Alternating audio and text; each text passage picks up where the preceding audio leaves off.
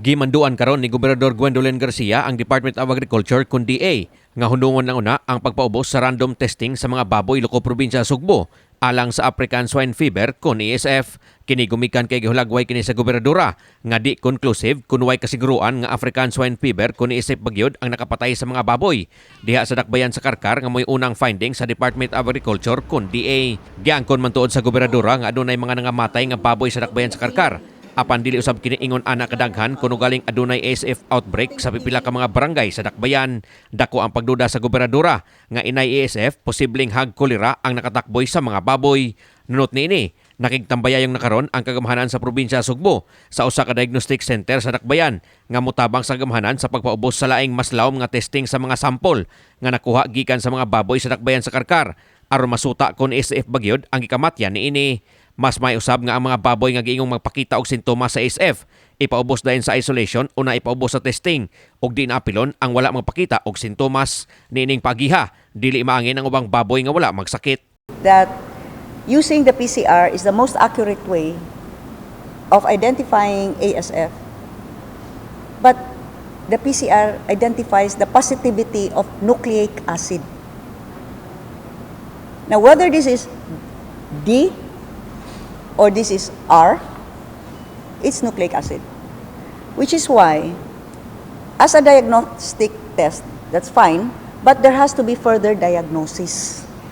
The diagnostic test of the PCR is not a diagnosis because the diagnosis involves the elimination of other possible viruses or other possible genomes or genes. Samtang giklaro sa gobernadora nga mahimo ra makagawas og makasulod sa dakbayan sa Karkar ang mga niluto nga mga karne sa baboy sama sa lechon, chicharon ug uban pa. Kini gumikan kay di ra gyud makaapekto sa tawo ang pagkaon og karneng baboy ug ubang produkto bisan kun aduna man kini ASF sama sa una nang gibutyag sa Department of Health. Magpadayon hinuon ang pagdili sa paggawas sa mga buhing baboy sa dakbayan sa Karkar sa pagkaron samtang nagpadayon ang obserbasyon sa kagamahanan kalabot sa sitwasyon sa ASF sa dakbayan. Gikatak nang ipaubos sa subsob nga monitoring ang nagadayang mga namuhi og baboy ngadto sa mga sitio og purok loko probinsya sa Sugbo. Kada adlaw usab ang update sa sitwasyon sa mga LGU ngadto sa gamhanan sa probinsya. Kalabot sa ilang monitoring sa ASF sa ilang tagstagsa ka mga lugar. You can ask Dr. Binkoy.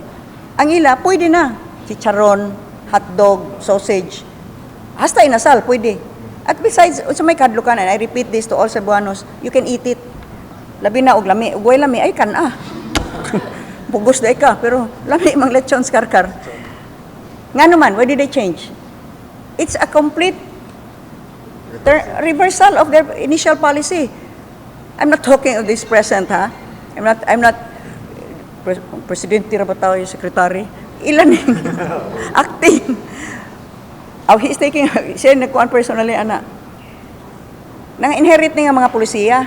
Kaghapong adlaw si Garcia hingpit nang ipagawas og kamanduan nga ipahunong ang pagpatay sa mga baboy sa dakbayan sa Karkar nga masulod sa 500 metros nga radyo sa lugar nga adunay ginudahang kaso sa African Swine Fever kun ASF. Kini samtang wa pa maklaro kun ASF bagyod o dili ang namatyan sa mga baboy sa dakbayan. Sa sunod semana gikatakdan usab nga pagtagbo ang gobernadora sa mga mayor sa probinsya Sugbo alang sa inuusang lakang og pamaagi nga sundon sa pag-atubang sa suliran kalabot sa ASF. This does not present a health risk or a health emergency to humans.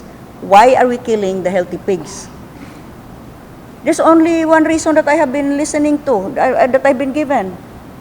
We kill the pigs, even though they are far from they're healthy, so that they will not get infected. Because if they get infected, they might die. So we better kill them so that they will not die. Kisa may naguna-una ana. Again, I am hearing nonsensical. This is a nonsensical policy, honestly. There's no logic there. Kini si Greggy Magdadaro alang sa My TV Cebu.